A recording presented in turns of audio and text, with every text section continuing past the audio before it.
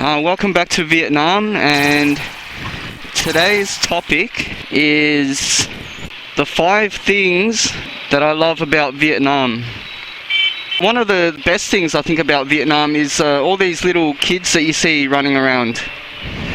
They've got real Christian values for a Buddhist country, in terms of there's this real veneration for the family unit.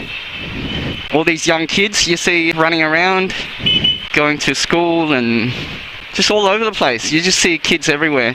It gives a bit of energy and vigor to the place. You know, if they're good kids, not if they're little brats. But yeah, it's also something worth noting that Vietnam is one of the youngest populations, not only in Asia, but around the world. The median age here is a minuscule 22. The median age of the population here is only 22 years old, which is freaking amazing. That's why you have little kids like that up at 6:30 a.m. selling, I don't know what she was selling, mangoes, I think. The median age is only 22, as I was saying, which really contrasts with the median age of people in Australia, which is nearly double. The median age in Australia is 38.1 years old. So median just means that half the people will be over that age and half the people will be under that age. It's not the average, because the average can be affected by outliers.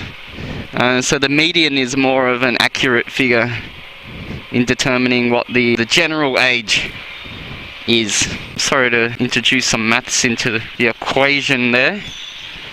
Pardon the pun, but I am Asian, so it's a requirement, it's a racial requirement to talk about maths in every vlog. I've been really derelict in my duties so far. Yes, that is probably one of the coolest things that I like to see when I'm out and about. I like to see a young population, energy, vigor, hope, you know, all the shit that comes with youth. The second thing which is good about Vietnam, and I thought it was just me because I'm Viet, but apparently this Australian dude was telling me he was not looking forward to coming back to Australia. He was a cool guy. I'm not like one of those sex tourists or the lower class visitors that we have here. He was just, I think he was on an end of year footy trip or something. He was a bit of a, I don't know, he wasn't really a bogan, he was like a self-aware bogan.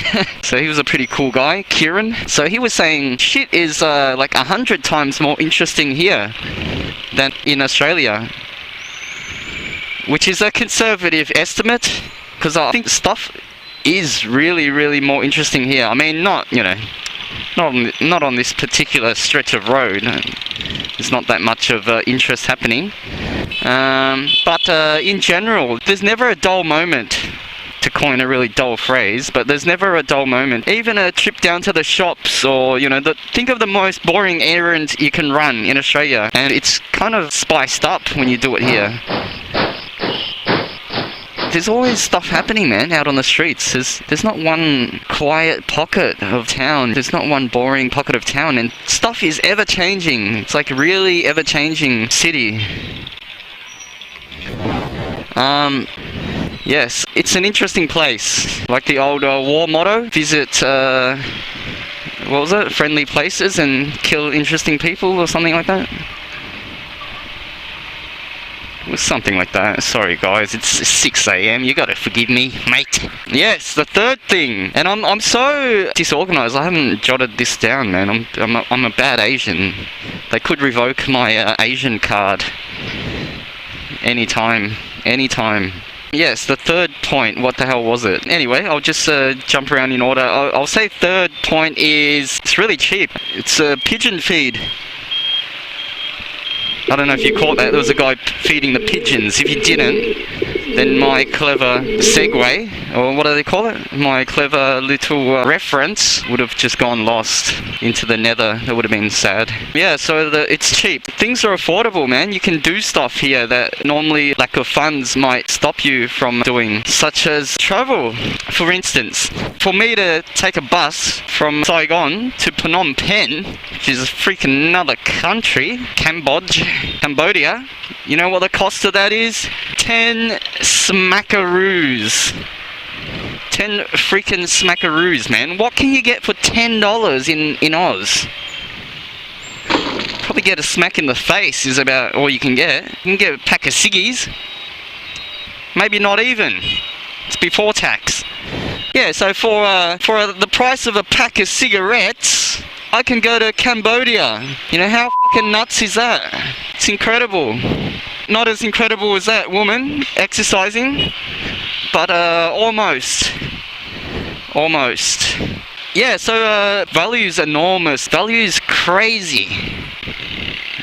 Some disabled woman lifting her leg, non-operational leg. Yeah, value's nuts. Value's fucking nuts. You can get a lot of shit here for not much money. And the fourth point, what the hell was the fourth point? I'm gonna have to go with the ladies. The ladies, not that there's any up at this hour. They're probably the factor that differentiates Vietnam from other poor, you know, interesting countries. You got your Yemen, you got your Timbuktu, that's not a country. You got your, there's a heap of places that are interesting, they're kind of dirty, there's a lot of shit going on. But you know what they lack? They fucking lack the ladies, man, the feminine touch, the fairest sex. Yeah, I mean, you know, I could go to Sao Paulo or, what other shitholes are there in the world, man? India. Or, you know,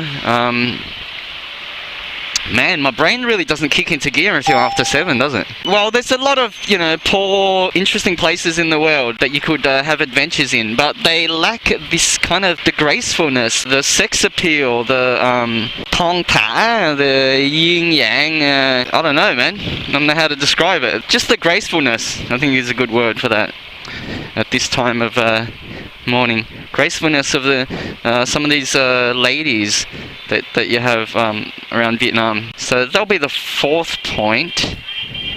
And the fifth point. What the hell was the fifth point, man? I knew it was a bad idea, bringing a structure to these vlogs. Oh yeah, I'll just have to go with the whole bike thing. Bike culture. Because, I mean, for one, it makes shit 10 times more interesting. Just having a bike, you can just zip around. You can duck into these little fucking crevices around town. For instance, just say I want to turn right. And, just see what's happening down this dead-end alleyway. I can. It'd be a little bit more inconvenient. Shit, man. That dude was trying out for the Tour de France or something. Took the corner at speed. Yeah, with the bike, you can duck into these little crevices. Now, this is just a place to park. But you can just duck into anywhere in these little interesting alleyways. The woman's giving me a pretty severe look. Yeah, so you can just jump into these interesting alleyways. People are grilling meats and doing all sorts of jazz. Someone preparing, you know, coffees and stuff. A woman sitting on a chair. I think she's surgically attached to that chair. So yeah, bike has numerous advantages. One of the other things I like about the bike is, you know, if you're a bit of a sticky beak like me, you're a bit of a sticky beak, you like to see what other people in the community are up to. It's nothing like a bike to reveal all, you know what I mean? Like, you can see into people's souls. Well, not quite into their souls, but you can see, like, what shit they're transporting or what's going on, what they're doing out on the town. Like, for instance, in a car, I wouldn't know this guy's transporting his daughter to school. And it's kind of interesting the way they transport kids, you know, in this kind of marsupial fashion.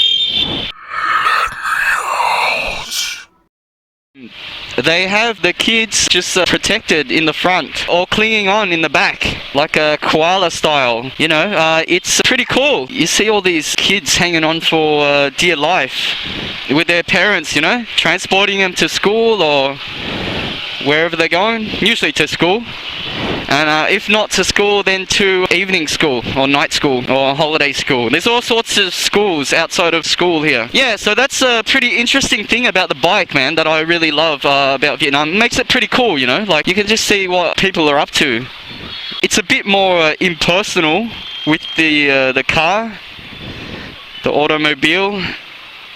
It's not as intimate. Like you can pretty much just see into people's daily activities, man. Like you can see what shopping they're carrying or like whatever, man. It's transparent. It kind of gives this feeling of activity to the place, the city. Motion. It just looks pretty cool. Like you see that people are going up on the bridge, people on their bikes.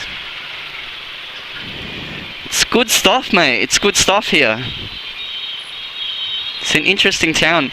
I'm a little bit biased because I am Vietnamese, but there's a lot of honourable traits that we can really admire Vietnamese people for. Like they're troopers, man. They're soldiers. Like all these little kids that you see, like half of these little blighters, they're holding down a job. They're holding down some kind of a job, mate. No matter their age. Like you look at them and you think they're young as hell. They're barely embryos, but they're already working, you know, working for the man. Working for the man. You know, you might think, oh shit, you know, like these kids, you know, they're going to school. After school, you know, they go home, kick back in front of the Nintendo or the Xbox or whatever, you know. Nah, man, that's not the case. Most of these blighters are moonlighting in other jobs. Moonlighting, not other jobs, they're moonlighting at work. Like the kid that, you know, we saw selling the mangoes, man. Like a lot of them do that after school, after they've fulfilled their obligations at school. Kick off the uniform, throw off the thongs, and rush out and man some stands or chop up some veggies or do something productive, you know.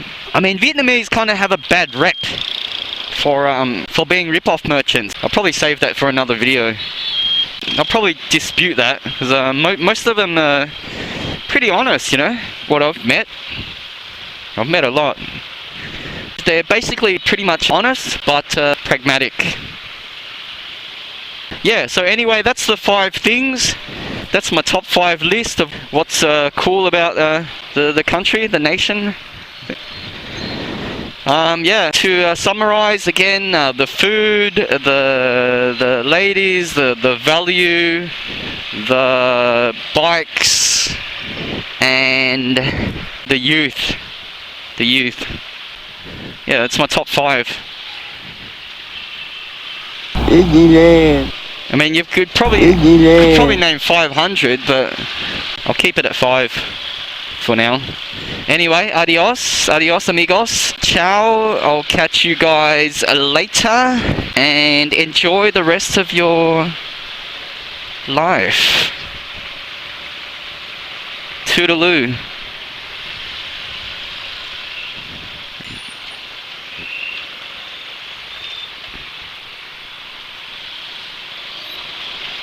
Have a brilliant day.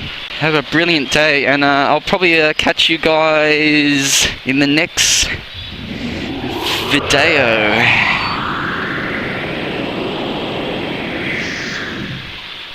Catch you guys in the next video.